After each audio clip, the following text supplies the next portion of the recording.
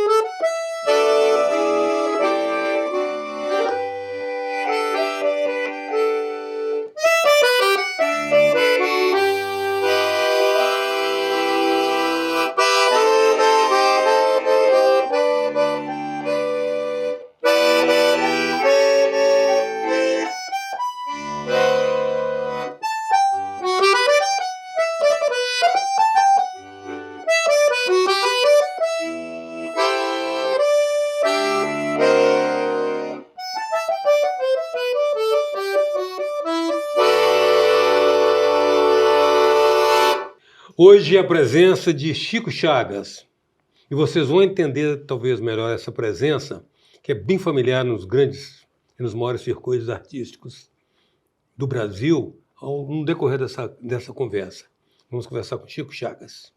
Chico, tem uma pergunta que eu gostaria que você respondesse com sinceridade. Em quem você não tocou? Sei lá, assim, muita gente que eu adoraria ter tocado. Tom Jobim, talvez.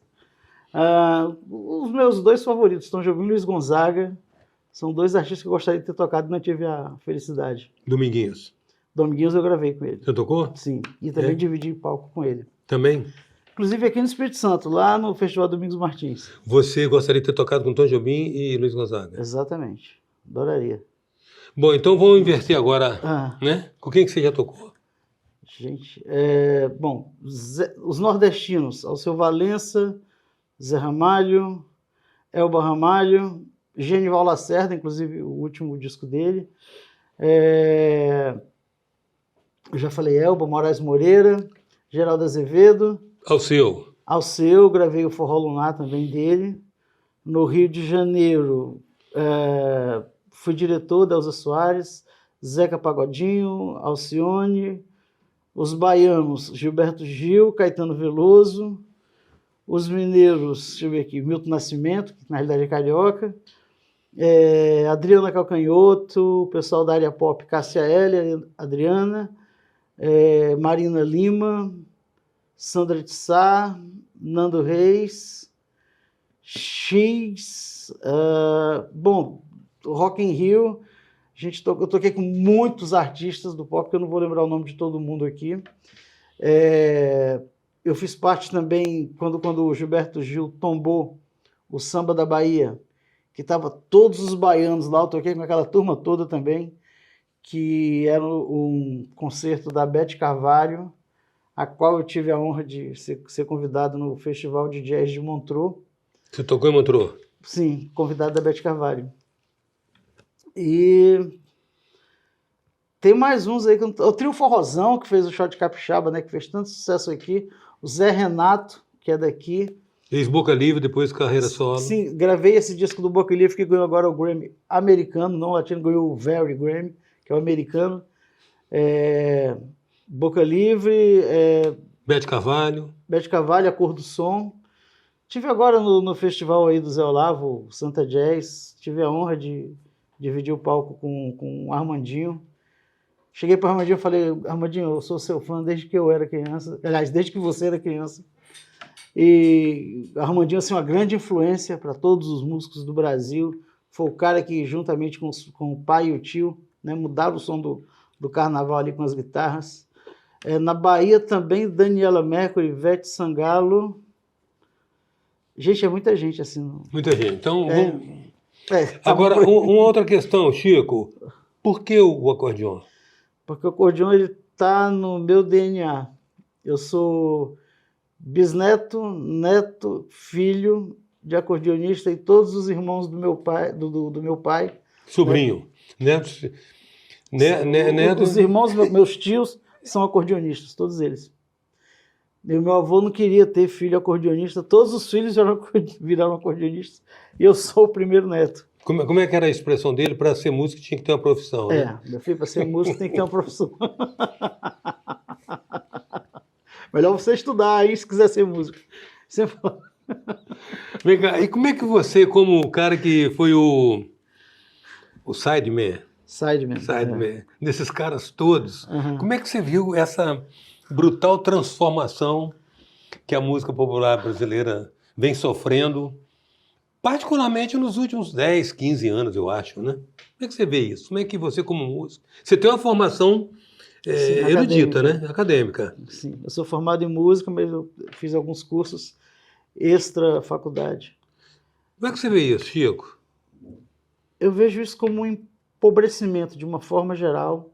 Eu acho que o homem, hoje, ele tem um acesso mais rápido às coisas, e quando você tem um acesso muito rápido, você quer ter um retorno muito rápido. E com a arte de qualidade, você não consegue ter essa velocidade. Você precisa de tempo, de apuração, você precisa de maturação, né? Então, eu acho que essa pressa do homem, né, fez com que ele tivesse menos informação. Uma coisa é você ter uma informação, outra coisa é você ter um ruído na mente. Eu acho que a gente vive a era do ruído. E as músicas que eu escuto hoje, para mim, não passam de ruídos, que são músicas que vão se deteriorar daqui a 1, 2 meses, né? Não é como o Carinhoso do Pixinguinha, que qualquer época da minha vida, que a minha filha for tocar, vai ser uma música bonita, não é como a obra do Beethoven. Vou falar de Rosa também, Chico. Do Pixinguinha, claro. E toda música que nasceu nessa época era uma música que tinha um conceito espiritual, um conceito filosófico. Hoje a música está muito voltada... E fundamentalmente uma melodia e uma harmonia, né? Sim, o conceito hoje, eu falo o conceito porque hoje o conceito ele é muito dentro de um mercado. Então, assim, a gente teve um afunilamento, né? Eu lembro que quando eu era criança, eu assistia ali o programa do Chacrinha. Gente, o Sidney Magal tinha um jeito dele cantar, o Fagner tinha um jeito dele cantar, o Tim Maia tinha um jeito dele cantar, o pessoal que eu chamava de brega, mas eu adoro, o Giliardi, Carlos Alexandre, todo mundo tinha o seu jeito, muito pessoal de cantar, Zé Ramalho, Elba, Marinês, Dominguinhos, Luiz Gonzaga, Jackson do Pandeiro, até o pessoal que era do mesmo gênero ali, eles tinham uma forma. Hoje afunilou de uma certa forma que o som é o mesmo, a instrumentação é a mesma, as introduções das músicas, que eram coisas tão lindas, hoje em dia uma introdução não pode passar, sei lá, de 5 segundos, né? Por causa da pressa, o cara quer logo ter a melodia, então ele não tem mais a paciência da melodia da introdução. Uma coisa que era famosa também eram os solos no meio das músicas, né? Isso acontece nos discos aí do Michael Jackson, aliás, os roqueiros aí, né? Tem vários solos famosos aí de guitarra. E hoje é uma coisa que não acontece, porque hoje é a informação da melodia. Então, assim, o mercado afunilou e criou seus critérios de consumo, que isso empobreceu demais a música. E vai pela quantidade, né? Quanto mais você tem um público não pensante, mas que curte o bate-cum... Pois é, então, é o bate-cum, o ritmo é pobre, a melodia está pobre, e junto com isso, Eustáquio, a gente perde a poesia. Não sei se você sabe que a Rosa, tu és divina e graciosa, estátua majestosa, por Deus esculturada, quem fez foi o mecânico do Pixinguinha. Sei da história. Né? É um clássico essa história. Que ficou anos com ela até que resolveu musicá-la, né? E hoje a gente, infelizmente, a gente se distanciou um pouco da literatura, da poesia, né? Então, assim, isso tudo engloba um empobrecimento cultural, né? As pessoas, a impressão que você tem, a leitura que eu tenho, às vezes, é que elas perderam um pouco da sensibilidade. As pessoas hoje parecem que têm vergonha de chorar quando assistem um filme, têm vergonha de chorar quando está no teatro, ouvindo uma música de uma orquestra. Então, assim, as pessoas estão, como diria o Nilson Chaves, lá do Pará, que é outro artista que eu tive a honra de trabalhar também. E, aliás, esse ano o Nilson gravou uma música minha. As pessoas estão mais embrutecidas, diria isso. Ô, Chico, é violão ou sanfona? Violão. Ó, acordeon ou sanfona? É a mesma coisa. Eu te falei, carro e automóvel, né? Acordeon é mais genérico, digamos assim, né? Porque existe o accordion em inglês, o acordeon alemão, né? E é como instrumento mais conhecido no mundo todo, né? E aqui no Brasil a gente fala acordeon. Tem um pessoal aí das etimologias que fala que deve ser acordeão com A acentuado e O, sim, porque a palavra não pode acabar com N, acordeon do francês. Mas aí a gente que é acordeonista, em toda a história do acordeon, Chiquinho do acordeon, Noca do acordeon, Genaro do acordeon, todos esses que usaram o acordeon como sobrenome, escreveram com N. E eu sou fãzaço do Piazzolla. Eu tenho todos os discos do Piazzolla. Mas aqui no Brasil a gente admite o bandoneon, o instrumento do Piazzolla, com N no final. Então, assim, acordeon é o nome como é conhecido nas academias, nas universidades, e sanfona é o nome nosso, brasileiro. Brasileiro. Porque existe a sanfona em Portugal, que é um instrumento chama-se urdi-gurdi. Esse instrumento, eu não sei, ele é ali do Oriente Médio, mas é a sanfona. Aqui é conhecido como ruela de alguma coisa, ruela de alguma coisa. Mas assim, o urdi-gurdi é o nome desse instrumento, um instrumento que toca girando aqui um disco numa corda que tem um som contínuo, e essa é a sanfona em Portugal. Então essa nossa sanfona é só aqui no Brasil. Hoje a presença de Chico Chagas, a gente volta já com essa conversa.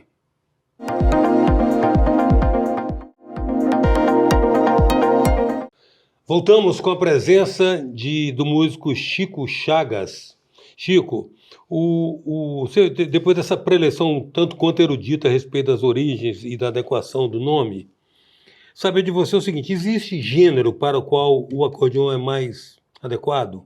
Por exemplo, o jazz sempre remete a um sopro, né? Basicamente. Existe um gênero assim para o acordeon? Você abriu aqui arrebentando com aquele clássico que é um hino da França, né? La Vie en Rose. La Vie en Rose é inefável. Não precisa de letra, né? Essa música não precisa de letra. A melodia meio que fala por si só. Fala por si só. Mas existe assim, um gênero mais compatível? Olha, o acordeon ele ficou... Aqui virou sinônimo de forró, né? No Brasil, muito. No Nordeste. No Sul é mais o vaneirão, chamamé, as milongas, né? Mas assim, de uma forma geral, muito a música de raiz, a música folclórica. O acordeon ficou muito nessa área, como a percussão também. E isso aconteceu em outros lugares do mundo, como a tarantela italiana, tão apreciada aqui no Espírito Santo, né? O que a gente chama de chanson française, as polcas da Alemanha, e em outros lugares do mundo assim que a gente tem menos contato com a cultura, como é o caso do Vietnã, onde se tem muito acordeon. A Índia tem muita gente que toca acordeon também. Agora, de um tempo para cá, as coisas mudaram. Eu lembro que quando eu morei em Londres, eu conheci um cara chamado Owen Murray, que foi o cara que colocou o acordeon dentro da Royal Academy of Music. Então, assim, existe hoje faculdades dedicadas ao acordeon erudito, o acordeon que toca Scarlett, que toca Johann Sebastian Bach. Existem novos compositores modernos que trabalham pesquisando e compondo para o acordeon moderno. Então, assim, o acordeon ele tem tomado assim, uma expansão inimaginável no mundo todo. Inclusive, eu tenho mostrado para alguns dos meus alunos, acordeonistas de jazz. Quem quiser me seguir nas redes sociais é Chico Chagas Music, music, né? M-U-S-I-C. Eu tenho o livro lá, The Gold Age of Accordion, Os Anos de Ouro do Acordeon.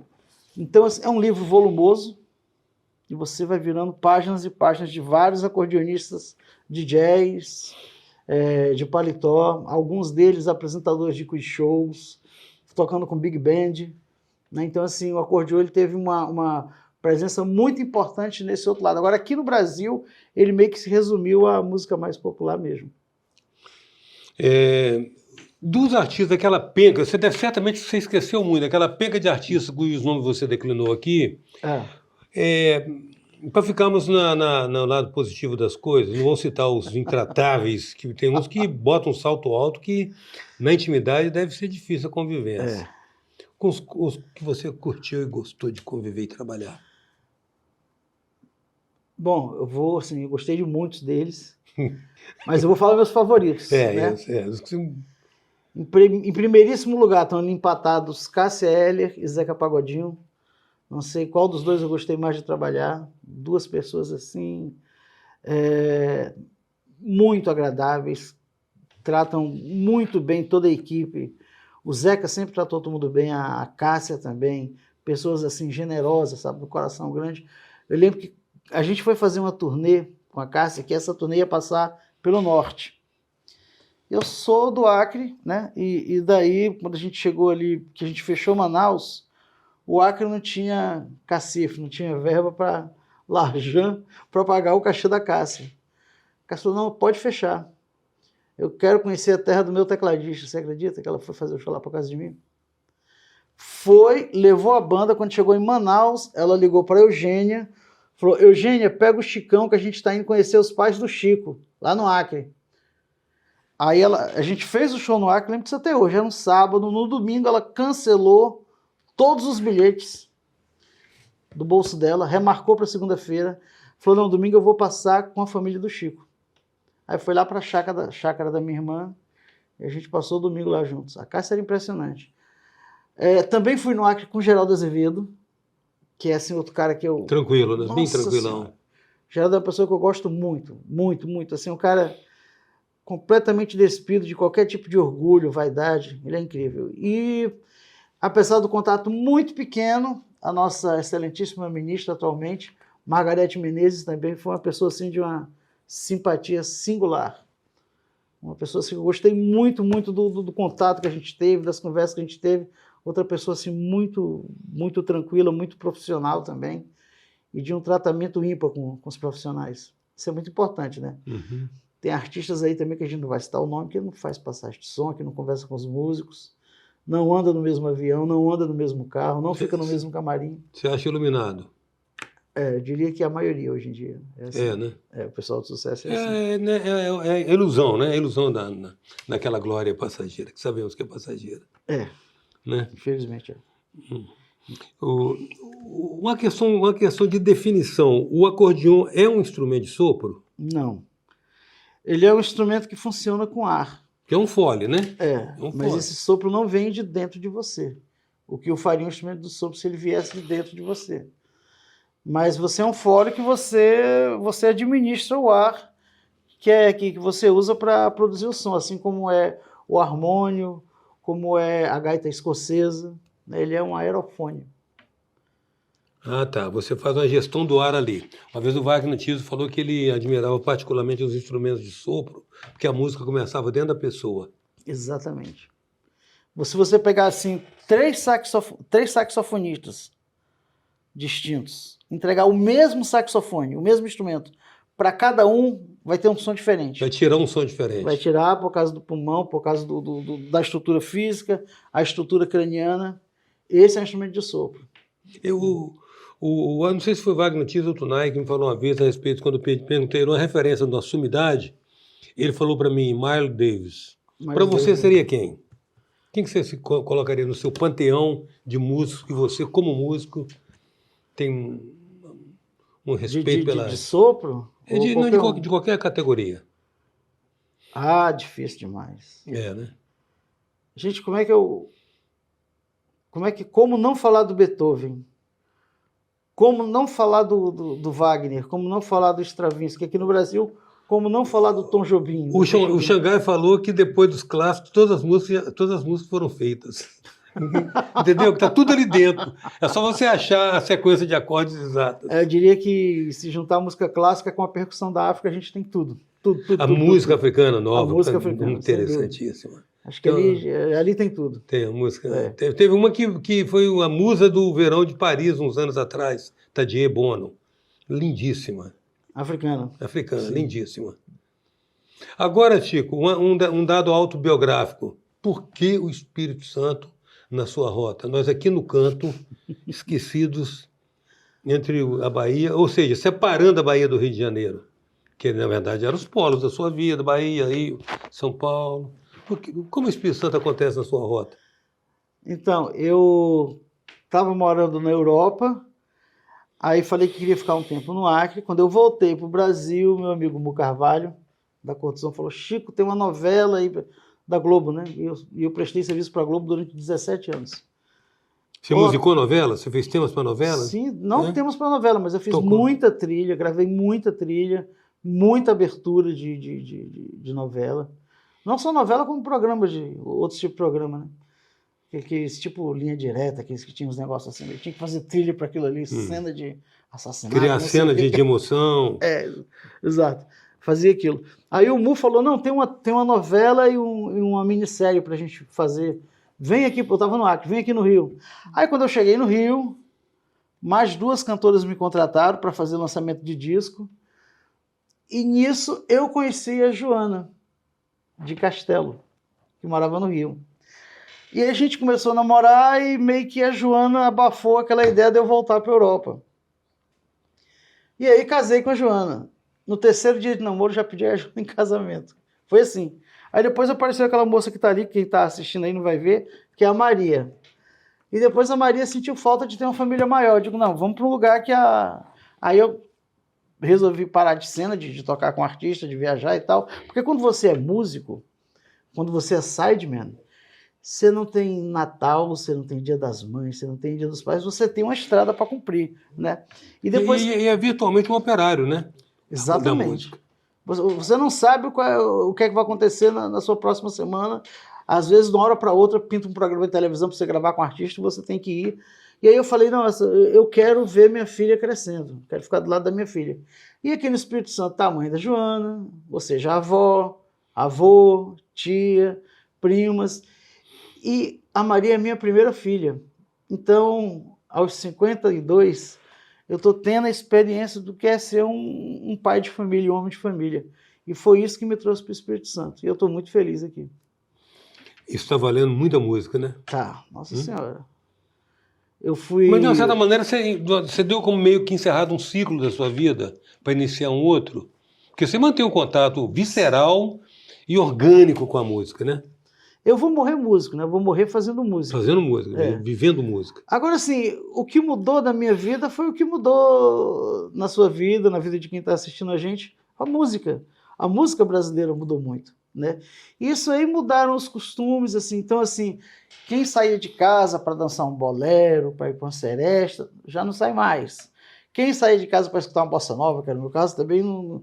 Então, assim, mudou assim, a frequência, mudou a música, foi uma mudança cultural. Então, esse ciclo, para mim, fechou. Quem viveu, viveu, né? Essa época aí da música. E, assim, eu criei essa nova realidade na minha vida que está sendo prazerosa. Encontrei músicos maravilhosos no Espírito Santo, você e outras tantas pessoas maravilhosas que me acolhem tão bem aqui. Como disse John Lennon, né? The dream is over.